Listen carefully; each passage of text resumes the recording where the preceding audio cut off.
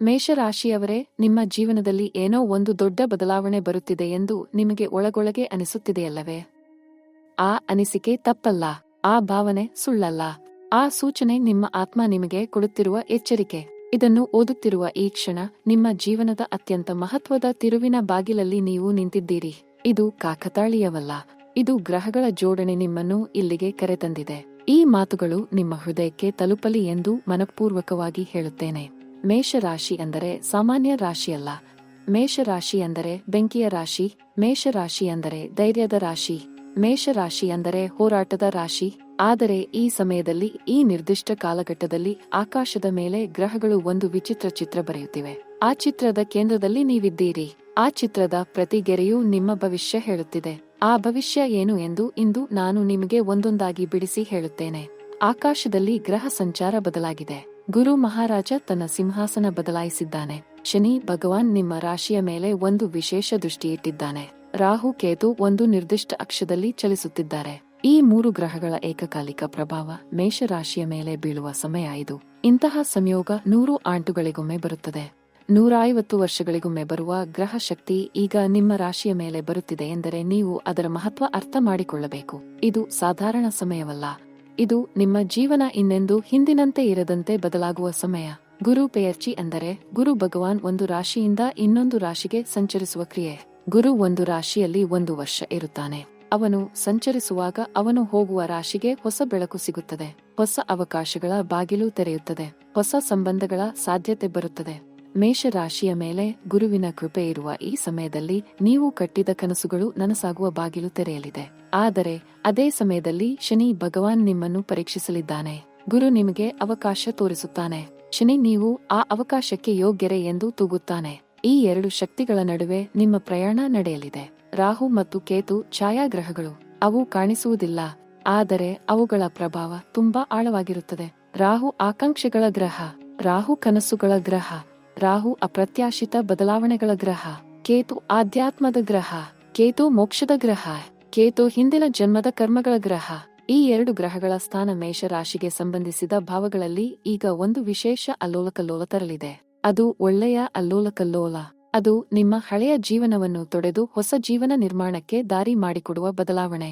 ಈಗ ಮೇಷರಾಶಿಯವರ ವೃತ್ತಿ ಜೀವನದ ಬಗ್ಗೆ ಮಾತಾಡೋಣ.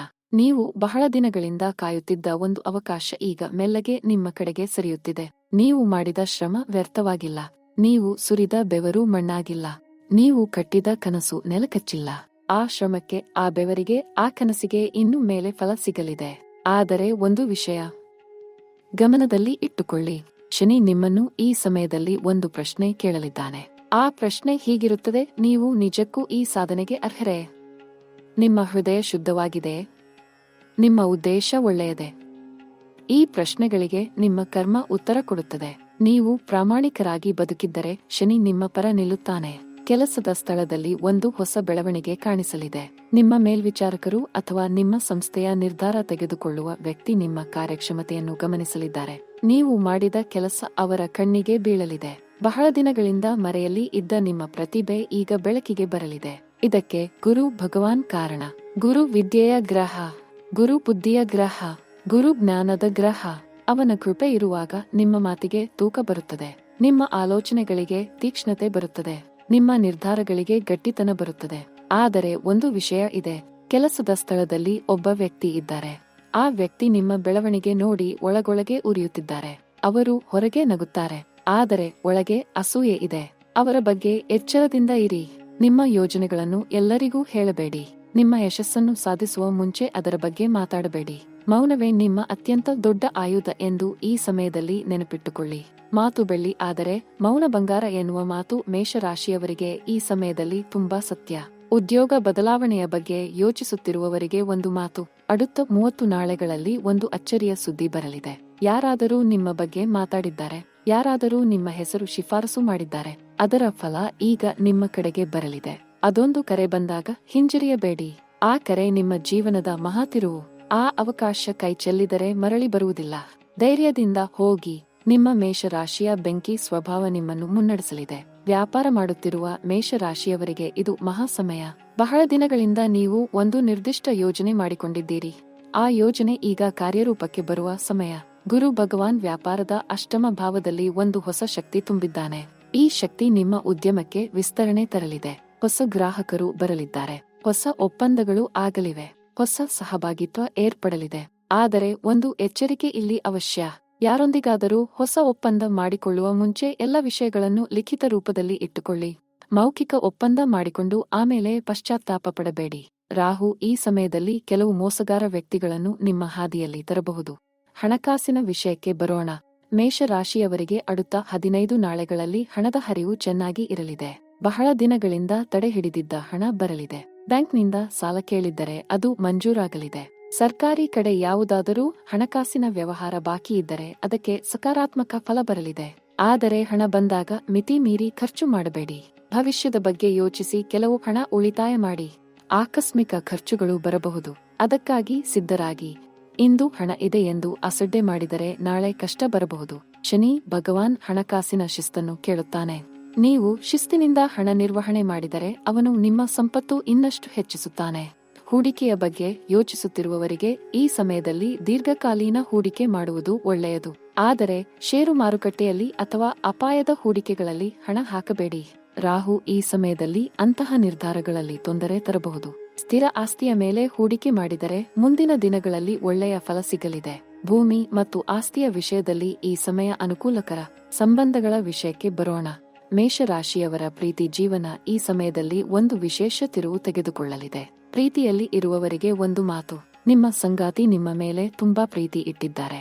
ಆದರೆ ಇತ್ತೀಚೆಗೆ ನಿಮ್ಮ ನಡುವೆ ಏನೋ ಒಂದು ಅಂತರ ಬಂದಿದೆ. ಏನೋ ಒಂದು ಮಾತಿಲ್ಲದ ದೂರ ಬಂದಿದೆ. ಅದಕ್ಕೆ ಶನಿಯ ಸ್ಥಾನ ಕಾರಣ. ಆದರೆ ಈ அடுத்த 15 ನಾಳೆಗಳಲ್ಲಿ ಆ ದೂರ ಕಡಿಮೆಯಾಗಲಿದೆ. ಗುರು ಭಗವಾನ್ ಸಂಬಂಧಗಳ ಭಾವದ ಮೇಲೆ ತನ್ನ ಕೃಪೆ ತೋರಿಸಲಿದ್ದಾನೆ. ಒಂದು ಸಂಭಾಷಣೆ, ಒಂದು ಮಾತುಕತೆ, ಒಂದು ಭೇಟಿ ನಿಮ್ಮ ಸಂಬಂಧವನ್ನು ಮತ್ತೆ ಹಳೆಯ ಶ್ರೇಷ್ಠ ಸ್ಥಿತಿಗೆ ತರಲಿದೆ. ಒಂಟಿಯಾಗಿರುವ ಮೇಷರಾಶಿಯವರಿಗೆ ಒಂದು ಹೊಸ ವ್ಯಕ್ತಿ ನಿಮ್ಮ ಜೀವನದಲ್ಲಿ ಪ್ರವೇಶಿಸಲಿದ್ದಾರೆ. ಆ ವ್ಯಕ್ತಿ ಬರುವ ರೀತಿ ಅಚ್ಚರಿ ತರಿಸುತ್ತದೆ. ನೀವು ನಿರೀಕ್ಷಿಸದ ಸ್ಥಳದಲ್ಲಿ, ನೀವು ಯೋಚಿಸದ ಸಮಯದಲ್ಲಿ ಆ ಭೇಟಿಯಾಗಲಿದೆ. ಆ ಭೇಟಿ ಕೇವಲ ಭೇಟಿ ಅಲ್ಲ. ಆ ಭೇಟಿ ಒಂದು ಮರಣಾನುಬಂಧ. ಹಿಂದಿನ ಜನ್ಮದ ಸಂಬಂಧ ಈ ಜನ್ಮದಲ್ಲಿ ಮತ್ತೆ ಭೇಟಿಯಾಗುವ ಪ್ರಕ್ರಿಯೆ. ಅದಕ್ಕೆ ಮನಸ್ಸನ್ನು ತೆರೆದಿಡಿ. ಅವಕಾಶ ಬಂದಾಗ ಹಿಂಜರಿಯಬೇಡಿ. ಮದುವೆಯ ವಿಷಯದಲ್ಲಿ ಒಂದು ಮುಖ್ಯ ಮಾತು. ಮದುವೆಯಾಗಿರುವ ಮೇಷರಾಶಿಯವರಿಗೆ ನಿಮ್ಮ ಗೃಹಸ್ಥ ಜೀವನ ಮತ್ತಷ್ಟು ಸಂತೋಷಮಯ ಆಗಲಿದೆ. ಸ್ವಲ್ಪ ದಿನಗಳ ಹಿಂದೆ ನಿಮ್ಮ ಮನೆಯಲ್ಲಿ ಒಂದಿಷ್ಟು ಮನಸ್ತಾಪ, ಒಂದಿಷ್ಟು ಜಗಳ, ಒಂದಿಷ್ಟು ಅಪಾರ್ಥ ಆಗಿರಬಹುದು. ಆದರೆ ಈ ಸಮಯ ಅದನ್ನೆಲ್ಲ ಮಾಗಿಸಲಿದೆ. ಗುರು ಭಗವಾನ್ ನಿಮ್ಮ ಸಪ್ತಮ ಭಾವದ ಮೇಲೆ ತನ್ನ ಕೃಪೆ ಸುರಿಸಲಿದ್ದಾನೆ. ಸಪ್ತಮ ಭಾವ ಅಂದರೆ ವಿವಾಹ ಭಾವ, ಜೀವನ ಸಂಗಾತಿಯ ಭಾವ. ಗುರುವಿನ ಕೃಪೆ ಇಲ್ಲಿ ಬಿದ್ದರೆ ವೈವಾಹಿಕ ಜೀವನ ಹೂ ಗಾರ್ಡನ್ ಆಗುತ್ತದೆ. ಮದುವೆ ಆಗಬೇಕು ಎಂದು ಕಾಯುತ್ತಿರುವವರಿಗೆ ಈ ಸಮಯ ತುಂಬಾ ಶ್ರೇಷ್ಠ. ಒಳ್ಳೆಯ ಸಂಬಂಧ ಬರಲಿದೆ. ಒಳ್ಳೆಯ ಜೋಡಿ ಸಿಗಲಿದೆ. ಕುಟುಂಬದ ಬಗ್ಗೆ ಮಾತಾಡೋಣ. ಮನೆಯಲ್ಲಿ ಒಂದು ಸಂತೋಷದ ಸುದ್ದಿ ಬರಲಿದೆ. ಅದು ಏನು ಎಂದು ಹೇಳುತ್ತೇನೆ. ಮನೆಯಲ್ಲಿ ಯಾರಾದರೂ ಪರೀಕ್ಷೆಯಲ್ಲಿ ಉತ್ತೀರ್ಣರಾಗಬಹುದು. ಮನೆಯಲ್ಲಿ ಒಂದು ಶುಭ ಕಾರ್ಯ ನಡೆಯಬಹುದು. ಮನೆಗೆ ಒಂದು ಹೊಸ ಸದಸ್ಯ ಬರಬಹುದು. ಅಥವಾ ದೀರ್ಘಕಾಲ ದೂರ ಇದ್ದ ಕುಟುಂಬದ ಸದಸ್ಯ ಮನೆಗೆ ಮರಳಬಹುದು. ಈ ಸಂತೋಷ ಮನೆಯ ವಾತಾವರಣ ಬದಲಾಯಿಸಲಿದೆ. ಮನೆಯಲ್ಲಿ ನಗು ಹೆಚ್ಚಾಗಲಿದೆ. ಮನೆಯ ಗಾಳಿ ತಾಜಾ ಆಗಲಿದೆ. ಆದರೆ ತಾಯಿಯ ಆರೋಗ್ಯದ ಬಗ್ಗೆ ಗಮನ ಕೊಡಿ. ಹಿರಿಯರ ಆರೋಗ್ಯ ಒಂದಿಷ್ಟು ಕಾಳಜಿ ಕೇಳಬಹುದು. ಈಗ அடுத்த 7 ನಾಳೆಗಳ ಬಗ್ಗೆ ಮಾತಾಡೋಣ. அடுத்த 7 ನಾಳೆಗಳು ಮೇಷರಾಶಿಯವರಿಗೆ ಬಹಳ ಮಹತ್ವದ ನಾಳೆಗಳು. ಮೊದಲ ಕಟ್ಟ அடுத்த 3 ರಿಂದ 4 ನಾಳೆಗಳಲ್ಲಿ ನೀವು ಎದುರು ನೋಡಿದ ಒಂದು ಮಹತ್ವದ ಸಂಭಾಷಣೆಯಾಗಲಿದೆ. ಅದು ವೃತ್ತಿಗೆ ಸಂಬಂಧಿಸಿದ್ದಿರಬಹುದು, ಹಣಕ್ಕೆ ಸಂಬಂಧಿಸಿದ್ದಿರಬಹುದು, ಅಥವಾ ಸಂಬಂಧಕ್ಕೆ ಸಂಬಂಧಿಸಿದ್ದಿರಬಹುದು. ಆ ಸಂಭಾಷಣೆ ನಿಮ್ಮ ಪರವಾಗಿ ಇರಲಿದೆ. ಆ ಮಾತುಕತೆ ನಿಮ್ಮ ಬದುಕಿನಲ್ಲಿ ಒಂದು ಹೊಸ ಅಧ್ಯಾಯ ತೆರೆಯಲಿದೆ. ಆ ಮಾತುಕತೆಗೆ ಶಾಂತವಾಗಿ ಆತ್ಮವಿಶ್ವಾಸದಿಂದ ಹೋಗಿ. ನಿಮ್ಮ ಮಾತಿನಲ್ಲಿ ಸ್ಪಷ್ಟತೆ ಇರಲಿ. ನಿಮ್ಮ ನಡವಳಿಕೆಯಲ್ಲಿ ವಿನಯ ಇರಲಿ. ಗುರು ಭಗವಾನ್ ನಿಮ್ಮ ಮಾತಿಗೆ ಶಕ್ತಿ ತರಲಿದ್ದಾನೆ. ಎರಡನೇ ಕಟ್ಟ அடுத்த 5 ರಿಂದ 6 ನಾಳೆಗಳಲ್ಲಿ ಒಂದು ಅಚ್ಚರಿಯ ಭೇಟಿಯಾಗಲಿದೆ. ನೀವು ಬಹಳ ಕಾಲ ಭೇಟಿಯಾಗದ ಒಬ್ಬ ವ್ಯಕ್ತಿ ಇದ್ದಾರೆ. ಅವರು ನಿಮ್ಮ ಬದುಕಿನಲ್ಲಿ ಒಂದು ಮಹತ್ವದ ಪಾತ್ರ ವಹಿಸಿದ ವ್ಯಕ್ತಿ. ಅವರ ಭೇಟಿ ಈ ನಾಳೆಗಳಲ್ಲಿ ಆಗಲಿದೆ. ಅದು ಆಕಸ್ಮಿಕ ಭೇಟಿ ಆಗಿ ಕಾಣಬಹುದು. ಆದರೆ ಅದು ಆಕಸ್ಮಿಕ ಅಲ್ಲ. ಅದು ಗ್ರಹಗಳ ನಿಯೋಜನೆ. ಆ ಭೇಟಿ ನಿಮ್ಮ ಜೀವನದಲ್ಲಿ ಒಂದು ಹೊಸ ಶಕ್ತಿ ತರಲಿದೆ. ಆ ವ್ಯಕ್ತಿ ನಿಮಗೆ ಒಂದು ಮಹತ್ವದ ಮಾಹಿತಿ ಅಥವಾ ಅವಕಾಶ ತರಬಹುದು. ಅದನ್ನು ಸ್ವೀಕರಿಸಿ. ಮೂರನೇ ಕಟ್ಟ அடுத்த 7ನೇ ನಾಳೆ ಒಂದು ದೊಡ್ಡ ಸ್ಪಷ್ಟತೆ ನಿಮಗೆ ಬರಲಿದೆ. ಬಹಳ ದಿನಗಳಿಂದ ನಿಮ್ಮ ಮನಸ್ಸಿನಲ್ಲಿ ಒಂದು ಗೊಂದಲ ಇತ್ತು. ಏನು ಮಾಡಬೇಕು, ಯಾವ ದಾರಿ ಆಯ್ಕೆ ಮಾಡಬೇಕು ಎಂಬ ಗೊಂದಲ. ಆ ಗೊಂದಲ 7ನೇ ನಾಳೆ ಬೆಳಕಿನಂತೆ ಕರಗಲಿದೆ. ನಿಮ್ಮ ಮನಸ್ಸಿಗೆ ಉತ್ತರ ತಾನಾಗೆ ಬರಲಿದೆ. ನೀವು ಯಾವ ದಾರಿ ಹಿಡಿಯಬೇಕು ಎಂದು ಗ್ರಹಗಳು ನಿಮಗೆ ಮಾರ್ಗ ತೋರಿಸಲಿವೆ. ಆ ಉತ್ತರ ಬಂದಾಗ ಹಿಂಜರಿಯಬೇಡಿ. ಆ ಉತ್ತರವನ್ನು ನಂಬಿ. ಅದು ನಿಮ್ಮ ಆತ್ಮ ನಿಮಗೆ ಕೊಡುವ ಮಾರ್ಗದರ್ಶನ. ಈಗ ವಿದ್ಯಾಭ್ಯಾಸದ ಬಗ್ಗೆ ಮಾತಾಡೋಣ. ವಿದ್ಯಾರ್ಥಿ ಮೇಷರಾಶಿಯವರಿಗೆ ಈ ಸಮಯ ತುಂಬಾ ಫಲಕಾರಿ. ಗುರು ವಿದ್ಯಾಕಾರಕ, ಗುರು ಜ್ಞಾನಕಾರಕ.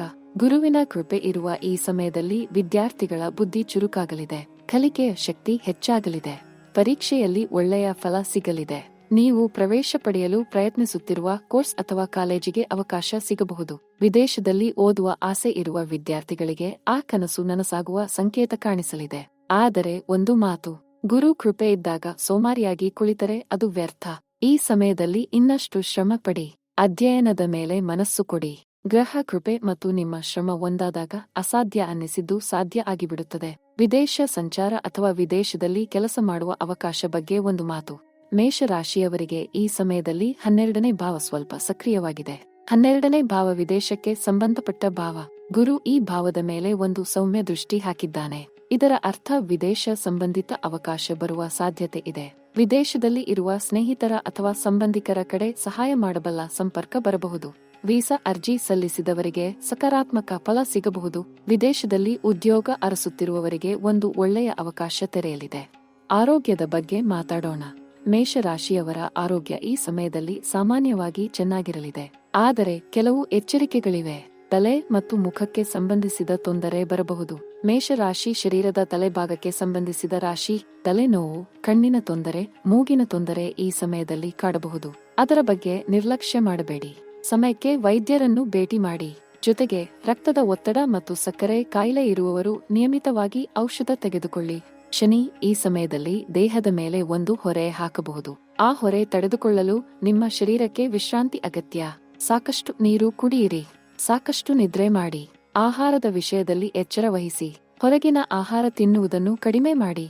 ದೇಹ ಚೆನ್ನಾಗಿ ಇದ್ದರೆ ಮನಸ್ಸು ಚೆನ್ನಾಗಿ ಇರುತ್ತದೆ. ಮನಸ್ಸು ಚೆನ್ನಾಗಿ ಇದ್ದರೆ ಗ್ರಹ ಶಕ್ತಿ ನಿಮ್ಮ ಮೇಲೆ ಸರಿಯಾಗಿ ಕೆಲಸ ಮಾಡುತ್ತದೆ. ಮಾನಸಿಕ ಆರೋಗ್ಯದ ಬಗ್ಗೆ ಒಂದು ಮಾತು. ಮೇಷರಾಶಿಯವರು ಸ್ವಭಾವತಃ ಧೈರ್ಯಶಾಲಿಗಳು. ಆದರೆ ಒಳಗೊಳಗೆ ಸಾಕಷ್ಟು ಆಲೋಚನೆ ಮಾಡುತ್ತಾರೆ. ಅತಿಯಾದ ಯೋಚನೆ ಮನಸ್ಸನ್ನು ಸೋಲಿಸುತ್ತದೆ. ಈ ಸಮಯದಲ್ಲಿ ನಿಮ್ಮ ಮನಸ್ಸಿಗೆ ಸ್ವಲ್ಪ ವಿರಾಮ ಕೊಡಿ. ಧ್ಯಾನ ಮಾಡಿ. ಪ್ರಕೃತಿಯ ಮಡಿಲಲ್ಲಿ ಕೂರಿ. ಬೆಳಿಗ್ಗೆ ಬೇಗ ಎದ್ದು ಸೂರ್ಯೋದಯ ನೋಡಿ. ಅದು ನಿಮ್ಮ ಮನಸ್ಸಿಗೆ ಅಮೋಘ ಶಾಂತಿ ತರುತ್ತದೆ. ಕೇತು ಗ್ರಹ ಆಧ್ಯಾತ್ಮದ ಕಡೆಗೆ ನಿಮ್ಮನ್ನು ಎಳೆಯುತ್ತಿದ್ದಾನೆ. ಆ ಎಳೆತಕ್ಕೆ ಮನಸ್ಸು ಕೊಡಿ. ಆಧ್ಯಾತ್ಮ ನಿಮ್ಮ ಜೀವನಕ್ಕೆ ಹೊಸ ಆಯಾಮ ಕೊಡಲಿದೆ. ಆಧ್ಯಾತ್ಮದ ಬಗ್ಗೆ ಮಾತಾಡೋಣ. ಮೇಷರಾಶಿಯ ಅಧಿಪತಿ ಮಂಗಳ ಗ್ರಹ. ಮಂಗಳ ಶಕ್ತಿ ಮತ್ತು ಧೈರ್ಯದ ಗ್ರಹ. ಆದರೆ ಮಂಗಳ ಅಗ್ನಿ ಗ್ರಹ ಕೂಡ. ಅಗ್ನಿ ಇರುವಲ್ಲಿ ಬೆಳಕು ಇರುತ್ತದೆ. ಅಗ್ನಿ ಇರುವಲ್ಲಿ ಶಕ್ತಿ ಇರುತ್ತದೆ. ಆದರೆ ಅಗ್ನಿಯನ್ನು ಸರಿಯಾಗಿ ನಿಯಂತ್ರಿಸದಿದ್ದರೆ ಅದು ಸುಡುತ್ತದೆ. ನಿಮ್ಮ ಮಂಗಳ ಶಕ್ತಿಯನ್ನು ಒಳ್ಳೆಯ ದಿಕ್ಕಿನಲ್ಲಿ ಉಪಯೋಗಿಸಿ. ದೇವಾಲಯಕ್ಕೆ ಹೋಗಿ. ಮಂಗಳ ದೇವರನ್ನು ಪ್ರಾರ್ಥಿಸಿ. ಹನುಮಾನ್ ದೇವರ ಮೇಲೆ ಭಕ್ತಿ ಇಡಿ. ಅಗ್ನಿ ಆರಾಧನೆ ಮಾಡಿ. ದೀಪ ಹಚ್ಚಿ ಪ್ರಾರ್ಥಿಸಿ. ಈ ಕ್ರಿಯೆಗಳು ಸಾಧಾರಣ ಕ್ರಿಯೆಗಳಲ್ಲ. ಇವು ಗ್ರಹ ಶಕ್ತಿಯನ್ನು ಹೆಚ್ಚಿಸುವ ಕ್ರಿಯೆಗಳು. ಇವು ನಿಮ್ಮ ಆಂತರಿಕ ಶಕ್ತಿಯನ್ನು ಜಾಗೃತ ಮಾಡುವ ಕ್ರಿಯೆಗಳು. ಈ ಸಮಯದಲ್ಲಿ ಅಡ್ಡ ಬರಬಹುದಾದ ಅಪಾಯಗಳ ಬಗ್ಗೆ ಮಾತಾಡೋಣ. ರಾಹು ಕೇತುವಿನ ಪ್ರಭಾವ ಈ ಸಮಯದಲ್ಲಿ ಕೆಲವು ಮರೆಯಾದ ಶತ್ರುಗಳನ್ನು ಸಕ್ರಿಯ ಮಾಡಬಹುದು. ಅವರು ನಿಮ್ಮ ಹತ್ತಿರದ ವ್ಯಕ್ತಿಗಳ ಹಾಗೆ ನಡೆದುಕೊಳ್ಳಬಹುದು. ಆದರೆ ಒಳಗೆ ನಿಮ್ಮ ವಿರುದ್ಧ ಕೆಲಸ ಮಾಡಬಹುದು. ಅಂತಹ ವ್ಯಕ್ತಿಗಳನ್ನು ಗುರುತಿಸಿ. ನಿಮ್ಮ ಬಗ್ಗೆ ಎಲ್ಲ ಮಾಹಿತಿ ಕೊಡಬೇಡಿ. ನಿಮ್ಮ ದೌರ್ಬಲ್ಯ ಬೇರೆಯವರಿಗೆ ತಿಳಿಸಬೇಡಿ. ಬ್ಯಾಂಕ್ ವ್ಯವಹಾರ ಮತ್ತು ಆರ್ಥಿಕ ಒಪ್ಪಂದಗಳಲ್ಲಿ ಎಚ್ಚರ ವಹಿಸಿ. ಅಪರಿಚಿತ ವ್ಯಕ್ತಿಗಳ ಮೇಲೆ ಅತಿ ಬೇಗ ನಂಬಿಕೆ ಇಡಬೇಡಿ. ರಾಹು ಮೋಸದ ಗ್ರಹ. ರಾಹು ಭ್ರಮೆಯ ಗ್ರಹ. ನಿಮ್ಮ ವಿವೇಕ ಜಾಗೃತವಾಗಿ ಇಟ್ಟುಕೊಳ್ಳಿ. ಕಾನೂನು ಸಂಬಂಧಿತ ವಿಷಯಗಳಲ್ಲಿ ಈ ಸಮಯ ಸ್ವಲ್ಪ ಎಚ್ಚರದಿಂದ ಇರಬೇಕು. ಯಾವುದಾದರೂ ಕೋರ್ಟ್ ಪ್ರಕರಣ ಇದ್ದರೆ ಅಥವಾ ಕಾನೂನು ವ್ಯವಹಾರ ಇದ್ದರೆ ನಿಮ್ಮ ವಕೀಲರ ಜೊತೆ ಸರಿಯಾಗಿ ಮಾತಾಡಿ. ಯಾವ ದಾಖಲೆಯಲ್ಲೂ ಓದದೆ ಸಹಿ ಹಾಕಬೇಡಿ. ಯಾವ ಒಪ್ಪಂದದಲ್ಲೂ ತರಾತುರಿ ಮಾಡಬೇಡಿ. ಶನಿ ಭಗವಾನ್ ತರಾತುರಿಯನ್ನು ಪ್ರೀತಿಸುವುದಿಲ್ಲ. ಶನಿ ಭಗವಾನ್ ತಾಳ್ಮೆ ಮತ್ತು ಶ್ರದ್ಧೆಯನ್ನು ಗೌರವಿಸುತ್ತಾನೆ. ಇನ್ನು ಪರಿಹಾರಗಳ ಬಗ್ಗೆ ಮಾತಾಡೋಣ. ಮೇಷರಾಶಿಯವರು ಈ ಸಮಯದಲ್ಲಿ ಮಾಡಬಹುದಾದ ಕೆಲವು ಸರಳ ಪರಿಹಾರಗಳಿವೆ. ಮೊದಲನೆಯದಾಗಿ ಪ್ರತಿದಿನ ಬೆಳಿಗ್ಗೆ ಸೂರ್ಯ ಉದಯಿಸುವ ಮುಂಚೆ ಎದ್ದು ಸೂರ್ಯನಿಗೆ ನೀರು ಅರ್ಪಿಸಿ. ಸೂರ್ಯ ಮೇಷರಾಶಿಗೆ ಉಚ್ಚಗ್ರಹ. ಸೂರ್ಯನ ಆರಾಧನೆ ನಿಮ್ಮ ಆತ್ಮಬಲ ಹೆಚ್ಚಿಸುತ್ತದೆ. ಎರಡನೆಯದಾಗಿ ಪ್ರತಿ ಮಂಗಳವಾರ ಹನುಮಾನ್ ದೇವಾಲಯಕ್ಕೆ ಹೋಗಿ. ಹನುಮಾನ್ ಮಂಗಳ ಗ್ರಹದ ಅಧಿದೇವತೆ. ಹನುಮಾನ್ ನಿಮ್ಮ ಎಲ್ಲಾ ಸಂಕಟ ದೂರ ಮಾಡಬಲ್ಲರು. ಮೂರನೆಯದಾಗಿ ಶನಿ ದೋಷ ಕಡಿಮೆ ಮಾಡಲು ಪ್ರತಿ ಶನಿವಾರ ಎಳ್ಳು ಎಣ್ಣೆ ದೀಪ ಹಚ್ಚಿ. ಶನಿ ದೇವಾಲಯಕ್ಕೆ ಹೋಗಿ ಬಡವರಿಗೆ ಆಹಾರ ದಾನ ಮಾಡಿ. 4ನೇದಾಗಿ ರಾಹು ದೋಷ ಕಡಿಮೆ ಮಾಡಲು ರಾಹು ಕಾಲದಲ್ಲಿ ದೇವರ ಪ್ರಾರ್ಥನೆ ಮಾಡಿ. ದುರ್ಗಾದೇವಿಯ ಆರಾಧನೆ ರಾಹುವಿನ ಋಣಾತ್ಮಕ ಪ್ರಭಾವ ಕಡಿಮೆ ಮಾಡುತ್ತದೆ. 5ನೇದಾಗಿ ಗುರು ಭಗವಾನ್ ಕೃಪೆ ಹೆಚ್ಚಿಸಿಕೊಳ್ಳಲು ಪ್ರತಿ ಗುರುವಾರ ಬಾಳೆಹಣ್ಣು ದೇವರಿಗೆ ಅರ್ಪಿಸಿ. ಬ್ರಾಹ್ಮಣರಿಗೆ ಅಥವಾ ಗುರು ಹಿರಿಯರಿಗೆ ಗೌರವ ಸಲ್ಲಿಸಿ. ಗೋಶಾಲೆಗೆ ಭೇಟಿ ಮಾಡಿ ಹಸುಗಳಿಗೆ ಮೇವು ಕೊಡಿ. ಈ ಪರಿಹಾರಗಳು ಮಾಂತ್ರಿಕ ಕ್ರಿಯೆಗಳಲ್ಲ, ಇವು ಗ್ರಹ ಶಕ್ತಿಯೊಂದಿಗೆ ನಿಮ್ಮ ಆಂತರಿಕ ಶಕ್ತಿಯನ್ನು ಜೋಡಿಸುವ ಸರಳ ಕ್ರಿಯೆಗಳು. ಭಕ್ತಿಯಿಂದ ಮಾಡಿದರೆ ಇವು ನಿಮ್ಮ ಜೀವನದಲ್ಲಿ ದೊಡ್ಡ ಬದಲಾವಣೆ ತರಬಲ್ಲವು. ಶ್ರದ್ಧೆ ಇಲ್ಲದೆ ಮಾಡಿದರೆ ಯಾವ ಪರಿಹಾರವೂ ಕೆಲಸ ಮಾಡುವುದಿಲ್ಲ. ಮನಸ್ಸು ಪರಿಶುದ್ಧವಾಗಿ ಇಟ್ಟುಕೊಂಡು ಈ ಕ್ರಿಯೆಗಳನ್ನು ಮಾಡಿ. ದೇವರು ನಿಮ್ಮ ಪ್ರಾರ್ಥನೆ ಕೇಳದೆ ಹೋಗುವುದಿಲ್ಲ. ಈಗ அடுத்த 14 ನಾಳೆಗಳ ಅದ್ಭುತ ಸಂಕೇತಗಳ ಬಗ್ಗೆ ಮಾತಾಡೋಣ. 150 ವರ್ಷಗಳಿಗೊಮ್ಮೆ ಬರುವ ಗ್ರಹ ಸಂಯೋಗ ಶಕ್ತಿ ಮೇಷರಾಶಿಯ ಮೇಲೆ ತನ್ನ ಅದ್ಭುತ ಪ್ರಭಾವ ತೋರಿಸಲಿದೆ. ಇಂತಹ ಸಂಯೋಗ ನಮ್ಮ ಪೂರ್ವಜರ ಕಾಲದಲ್ಲಿ ಬಂದಿತ್ತು, ನಮ್ಮ ಮಕ್ಕಳ ಕಾಲದಲ್ಲಿ ಮತ್ತೆ ಬರಲಿದೆ. ಆದರೆ ಈಗ ನೀವು ಅದನ್ನು ಅನುಭವಿಸುವ ಅದೃಷ್ಟವಂತರು. ಈ ಸಂಯೋಗ ನಿಮ್ಮ ಜೀವನದ ಮೇಲೆ 3 ದೊಡ್ಡ ಬದಲಾವಣೆ ತರಲಿದೆ ಎಂದು ಆಕಾಶದ ಜ್ಯೋತಿಷ್ಯ ಲೆಕ್ಕ ಹೇಳುತ್ತದೆ. ಮೊದಲ ಬದಲಾವಣೆ, ನಿಮ್ಮ ಆರ್ಥಿಕ ಸ್ಥಿತಿ ಒಂದು ಹೊಸ ಮಟ್ಟಕ್ಕೆ ಏರಲಿದೆ. ಎಲ್ಲಿಂದಲೋ ಒಂದು ಹಣ ಬರಲಿದೆ. ಅದು ನೀವು ಯೋಚಿಸದ ಮೂಲದಿಂದ ಬರಬಹುದು. ಅದನ್ನು ನೋಡಿ ನೀವೇ ಅಚ್ಚರಿ ಪಡಲಿದ್ದೀರಿ. ಈ ಹಣ ನಿಮ್ಮ ಜೀವನದ ಒಂದು ದೊಡ್ಡ ಕನಸು ಪೂರ್ತಿ ಮಾಡಲು ಸಹಾಯ ಮಾಡಲಿದೆ. 2ನೇ ಬದಲಾವಣೆ, ನಿಮ್ಮ ಸಂಬಂಧಗಳಲ್ಲಿ ಒಂದು ದೊಡ್ಡ ಶ್ರೇಷ್ಠ ಘಟನೆ ಆಗಲಿದೆ. ಅದು ಮದುವೆ ಆಗಬಹುದು, ಅದು ಮನೆಯಲ್ಲಿ ಒಂದು ಶುಭ ಕಾರ್ಯ ಆಗಬಹುದು, ಅದು ಯಾರಾದರೂ ಮಹತ್ವದ ವ್ಯಕ್ತಿ ನಿಮ್ಮ ಜೀವನಕ್ಕೆ ಬರುವ ಘಟನೆ ಆಗಬಹುದು. 3ನೇ ಬದಲಾವಣೆ, ನಿಮ್ಮ ಆಂತರಿಕ ಪ್ರಪಂಚ ಬದಲಾಗಲಿದೆ. ನೀವು ಹಿಂದೆ ಯಾರಾಗಿದ್ದೀರಿ ಮತ್ತು ಮುಂದೆ ಯಾರಾಗಬೇಕು ಎಂದು ನಿಮಗೆ ಸ್ಪಷ್ಟವಾಗಲಿದೆ. ಆ ಸ್ಪಷ್ಟತೆ ನಿಮ್ಮ ಜೀವನಕ್ಕೆ ಹೊಸ ಉದ್ದೇಶ ಕೊಡಲಿದೆ. ಮೇಷರಾಶಿಯ ಸ್ನೇಹಿತರೆ, ಈ ಸಮಯ ನಿಮ್ಮ ಪರೀಕ್ಷೆಯ ಸಮಯ. ಆದರೆ ಅದು ನಿಮ್ಮ ಉದಯದ ಸಮಯ ಕೂಡ. ಕತ್ತಲು ಇಲ್ಲದೆ ಬೆಳಕಿನ ಅರ್ಥ ಗೊತ್ತಾಗುವುದಿಲ್ಲ. ಮಳೆ ಇಲ್ಲದೆ ಹೂ ಅರಳುವುದಿಲ್ಲ. ಬೆಂಕಿ ಇಲ್ಲದೆ ಚಿನ್ನ ಹೊಳೆಯುವುದಿಲ್ಲ. ನೀವು ಬೆಂಕಿಯ ರಾಶಿಯಲ್ಲಿ ಹುಟ್ಟಿದ್ದೀರಿ. ನೀವು ಬೆಂಕಿಯಲ್ಲಿ ಶುದ್ಧ ಚಿನ್ನದಂತೆ ಹೊಳೆಯಬಲ್ಲಿರಿ. ಈ ಕಷ್ಟಗಳು ನಿಮ್ಮನ್ನು ಸೋಲಿಸಲು ಬಂದಿಲ್ಲ. ಈ ಕಷ್ಟಗಳು ನಿಮ್ಮನ್ನು ಶ್ರೇಷ್ಠ ಮಾಡಲು ಬಂದಿವೆ. ನಿಮ್ಮ ಜೀವನದ ಈ ತಿರುವಿನಲ್ಲಿ ನಿಂತು ಒಂದು ಕ್ಷಣ ಹಿಂದೆ ತಿರುಗಿ ನೋಡಿ. ನೀವು ಎಷ್ಟೊಂದು ಕಷ್ಟ ಎದುರಿಸಿದ್ದೀರಿ, ಎಷ್ಟೊಂದು ಮಳೆ ತಾಳಿದ್ದೀರಿ, ಎಷ್ಟೊಂದು ಚಳಿ ಎದುರಿಸಿದ್ದೀರಿ. ಆದರೂ ನೀವು ಇಲ್ಲಿ ನಿಂತಿದ್ದೀರಿ, ಇನ್ನೂ ಹೋರಾಡುತ್ತಿದ್ದೀರಿ, ಇನ್ನೂ ಕನಸು ಕಾಣುತ್ತಿದ್ದೀರಿ. ಅದೇ ನಿಮ್ಮ ಶ್ರೇಷ್ಠತೆ, ಅದೇ ನಿಮ್ಮ ಮೇಷರಾಶಿಯ ಶಕ್ತಿ. ಆ ಶಕ್ತಿಗೆ ಇನ್ನು ಮೇಲೆ ಗ್ರಹ ಬಲ ಜೊತೆ ಆಗುತ್ತದೆ. ನಿಮ್ಮ ಶ್ರಮಕ್ಕೆ ಗ್ರಹ ಕೃಪೆ ಜೊತೆ ಆಗಿ ನಿಮ್ಮ ಜೀವನ ಇನ್ನು ಎಂದೂ ಕಷ್ಟದ ಜೀವನ ಆಗದಂತೆ ಬದಲಾಗಲಿದೆ. ಜ್ಯೋತಿಷ್ಯ ಎಂದರೆ ಭವಿಷ್ಯ ನಿರ್ಧರಿಸುವ ಶಾಸ್ತ್ರ ಅಲ್ಲ. ಜ್ಯೋತಿಷ್ಯ ಎಂದರೆ ನಿಮ್ಮ ಭವಿಷ್ಯ ಸರಿಯಾಗಿ ರೂಪಿಸಿಕೊಳ್ಳಲು ಬೇಕಾದ ಮಾರ್ಗದರ್ಶನ ಕೊಡುವ ಶಾಸ್ತ್ರ.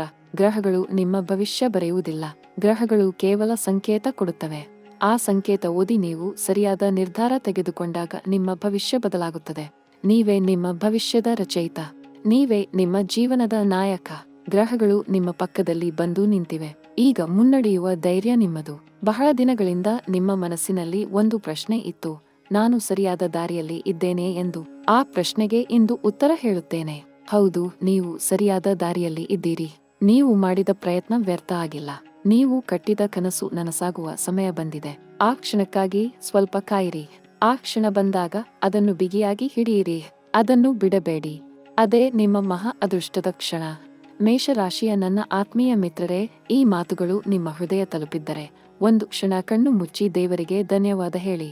ಏಕೆಂದರೆ ದೇವರು ನಿಮ್ಮ ಮೇಲೆ ಕೃಪೆ ಇಟ್ಟಿದ್ದಾನೆ. ನೀವು ಇಲ್ಲಿ ಈ ಮಾತುಗಳನ್ನು ಓದಿದ್ದು ಕಾಕತಾಳೀಯ ಅಲ್ಲ, ಇದು ದೇವರ ಮಾರ್ಗದರ್ಶನ. ಈ ಮಾರ್ಗದರ್ಶನ ಪಡೆದ ನೀವು ಇನ್ನು ಮೇಲೆ ಇನ್ನಷ್ಟು ಶ್ರಮಪಡಿ, ಇನ್ನಷ್ಟು ಭಕ್ತಿ ಇಡಿ, ಇನ್ನಷ್ಟು ಪ್ರೀತಿ ಕೊಡಿ. ಈ ಜಗತ್ತಿಗೆ ನಿಮ್ಮ ಒಳ್ಳೆಯ ಕೊಡುಗೆ ಕೊಡಿ. ಆಗ ಈ ಜಗತ್ತು ನಿಮಗೆ 10 ಪಟ್ಟು ಹೆಚ್ಚಿನ ಒಳ್ಳೆಯದು ತರಿಸಿ ಕೊಡುತ್ತದೆ. ಗ್ರಹ ಶಕ್ತಿ ನಿಮ್ಮ ಪರ ಇದೆ. ದೇವರ ಕೃಪೆ ನಿಮ್ಮ ಮೇಲೆ ಇದೆ. ಮುಂದಿನ ದಿನಗಳಲ್ಲಿ ಇನ್ನೂ ಮಹತ್ವದ ಮಾಹಿತಿ ಬರಲಿದೆ. ಆ ಮಾಹಿತಿ ನಿಮ್ಮ ಮನಸ್ಸಿನ ಆಳದ ಪ್ರಶ್ನೆಗಳಿಗೆ ಉತ್ತರ ನೀಡಲಿದೆ. ನೀವು ಮಾಡಿದ ಎಲ್ಲ ಒಳ್ಳೆಯ ಕರ್ಮಗಳ ಫಲ ನಿಮ್ಮ ಕೈ ಸೇರಲಿ. ನಿಮ್ಮ ಕನಸುಗಳು ಬೇಗ ನನಸಾಗಲಿ. ನಿಮ್ಮ ಮನೆ ಸಂತೋಷದಿಂದ ತುಂಬಿ ತುಳುಕಲಿ. ನಿಮ್ಮ ಜೀವನ ಯಾವತ್ತೂ ಅರಳಿದ ಹೂವಿನಂತೆ ಸುಂದರವಾಗಿ ಇರಲಿ ಎಂದು ಹೃದಯ ತುಂಬಿ ಹಾರೈಸುತ್ತೇನೆ.